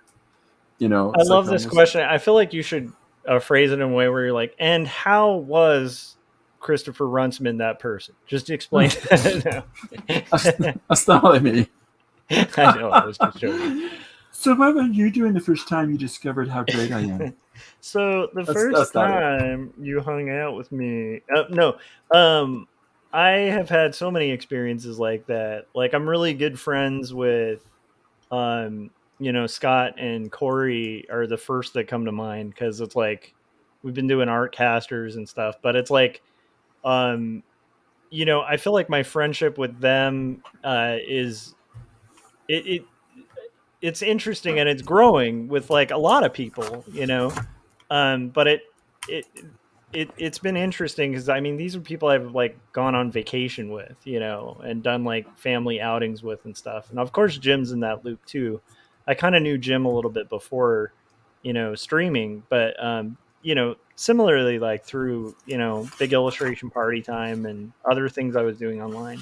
It's like, I've definitely formed like bonds with people that are like friendships, like legitimate friendships, and I feel like that's just expanded, like, I mean, you, Philip, like, I don't know, it's weird how much, that's happened, just very organically, I don't know if that makes sense, but yeah. No, it does. How about you, Chris? Have you come across just like discovering, anything different, new from this whole streaming process of whether it's doing things on your own or watching others on their streams? That's for me, that's a very deep question, because all right. I started watching Didi like 5 years ago, Oh, but I nice. didn't interact in the chat with the fifths until last year Is that right? because I was kind of not sure of how they would see a person from my country coming to try and mingle and have friends, because historically the USA and Mexico have had problems, especially with the people who migrate and do a lot of things. So I was kind of afraid of how I was going to be welcomed. And I'm very surprised because I got a lot of love and support. And I think that all the people that I have met are really, really nice. And my experience has been really different and good. And I don't know, I think I'm just very grateful because That's I awesome. have the chance to hang out with you guys. Well, Yeah. that's very nice. I mean, that's awesome. That's like it's strange though, right? Like when, especially if you're watching somebody for a long time, and you have this association about how might they react to somebody like me, and you think about yourself in the context of this larger social circle, and then especially with somebody like Didi, the next 10 minutes is going to be all about Didi. Um, Somebody like Didi is so encouraging and welcoming for a lot of people that are interested in expression, and she has a great deal of skill sets to on her belt that she can share with others, and she does so nicely. And then I find that all the people that are in her streams generally get along. And what's funny is a lot of them are really snarky. No, I'm not mentioning any names, Janet. And there, there, there's a lot of people that tease each other and rib each other in friendship. It's all so nice. And I'm watching that, and they're sort of, oh, these are legitimately nice people. And Yeah. it's I think that anybody enters into a situation like that, especially if you're watching them for a specific, a lot like a larger amount of time before actually just saying, "Hi, I like those too." You know, I do I do this. I like that you do that. It's a challenge. It's this weird thing about creative people is that we make things and we express ourselves a lot of times through our work, and yet at the same time we always, it's to some extent, in some scenario, in some social circle, Yeah. have that reticence, have that concern to share that.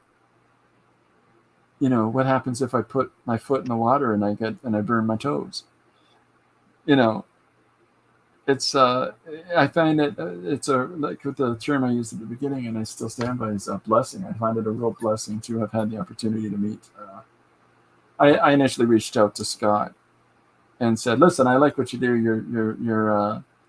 I get a kick out of your videos, and I sign up for your newsletter, and your art, your comic making toolkit gave me the best penciling brush I've been able to find to date." And in appreciation, I sent him a copy of last year's one page book. Yeah, that was so cool. And then everybody I've met since then is from that. So Scott's a real catalyst, but uh, everybody's great. It's such a blessing, that such a gift that Hmm. that you couldn't pray for a better crowd of people that are also encouraging and supportive, and Yeah. just legitimately interested in sharing art and expression together. Yeah, and it's funny because it's like, Jim, Gary, Scott, and I, like, we always like joke that we want to start like a secret cult and just have Yeah. like an art commune or something. It's like, these are people I really like. Like, these are people I really sincerely like hanging out with and joking around with. And it's a it you're right, like, Christopher, it really is like such a amazing thing that we're able to kind of do that. I don't know, it's just, yeah, it is a really cool, it's it's shocking, because it's like it allows us to have like the little bullpen I think a lot of us wanted, Well, as artists. for me at the time, I had gone through a health situation, and I'm now found myself no longer doing the thing I used to do for work, and so okay, now's the time to take a crack at seeing if I can get anything going with the thing I've done all these years. Yeah. And I mean, bearing in mind, like when everything happened, like I'd already illustrated 29 books of material, and the comic company that we'd started at would publish 70 books at that point in total. And it's not like I wasn't doing anything before, but I was doing everything in my closed circle, little regional, small micro way. And then to be able to sit here and have a conversation with two fantastic creators in different countries is really crazy. Yeah. And the fact that I met so many talented artists like yourselves, and everybody in the stream that's names are coming up. There's just so much talent there. It's like I've finally. It's a feeling. It's not that I never did before, but it's almost like kind of like finding your tribe. Yeah. No, I totally get that. So you know what I mean? Also, I really relate to what Gary said. He said, I really enjoyed hanging out with Jim when he visited. Then I loaned him $800 and he still hasn't returned my calls since. Yeah, I've loaned Jim money as well. It just seemed to disappear. I don't know if this is like a common story. Jim says he has family in Mexico, and Chris K's voice makes him very happy. Yeah. Didi says, Didi in our audience is unique, so supportive of one another, and genuinely caring. And then a moment later, she says, "Quit snarking on me, Christopher." Some of us have known each other for years. Janet is a steel ruler, not a flimsy plastic one, with a cork underbelly. True that, Jim, because if you're going to swing, you want it to hurt. There's the Gary comment. When I find myself in times of trouble, Brother Gary comes to me. Oh, is that what we're doing now? Is that what this is? Nice. Yeah. Nice. There's again, it's such a fantastic bunch of people. Listen, when this whole 200 pages and 200 days thing, that my reasoning behind doing a stream today is for me, it was never about, did you notice how good I am? Did you notice how many things I've done? Isn't that great? Doesn't that change your life? It was never that.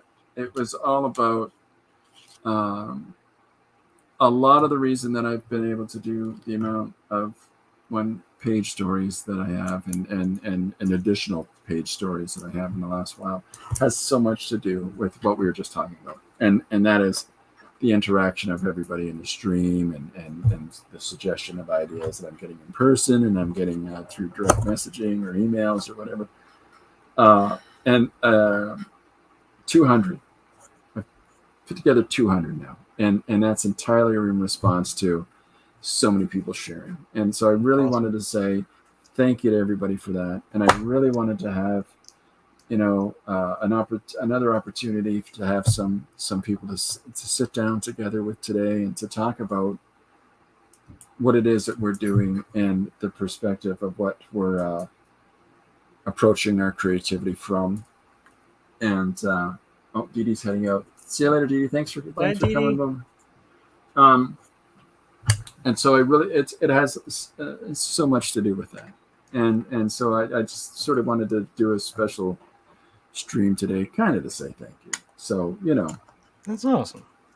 Yeah, it is. I would like to add something there that in this year I discovered that even though we are coming from different countries, our cultures kind of seem alike, or we kind of think alike. I don't know if it's because we have this artistic point of view, but it's been a really, really nice discovery.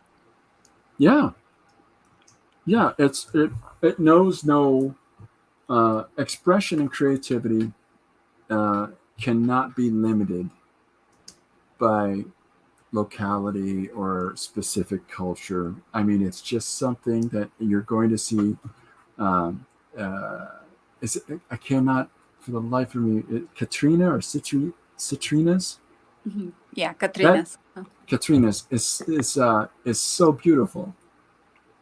It's very much rooted in a different cultural affected aesthetic, and yet at the same time, here I am, as far away as I am, up to 9 feet in snow right now. Not true, and and Like and if yet you guys saw there's below true his head on appreciation. camera, it's just snow. Like I'm sitting literally, in a like snow. I'm sitting in yeah, a exactly. snowbank. Right now, he's just buried in snow. A lot of people don't know that when Christopher's streaming.